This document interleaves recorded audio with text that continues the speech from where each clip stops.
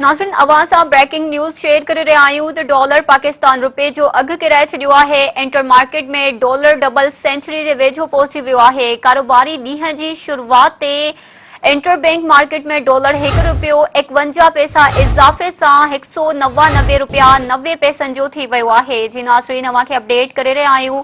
Dollar जे अघ में मुसलसल इज़ाफ़े जो वज़ीर आज़म शहबाज शरीफ़ तरफ़ां नोटिस वठंदे मुआशी सूरतहाल ते अॼु हंगामी इजलास सॾाए वरितो।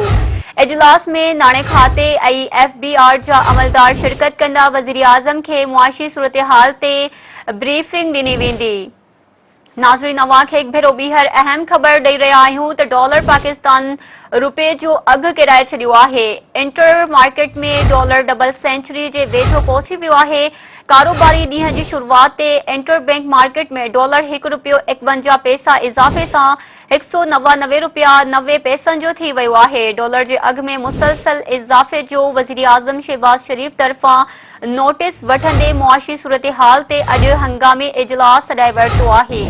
इजलास में नाणे खाते ऐं FBR जा अमलदार शिरकत कंदा। वज़ीर आज़म खे मुआशी सूरतहाल ते ब्रीफिंग ॾिनी वेंदी।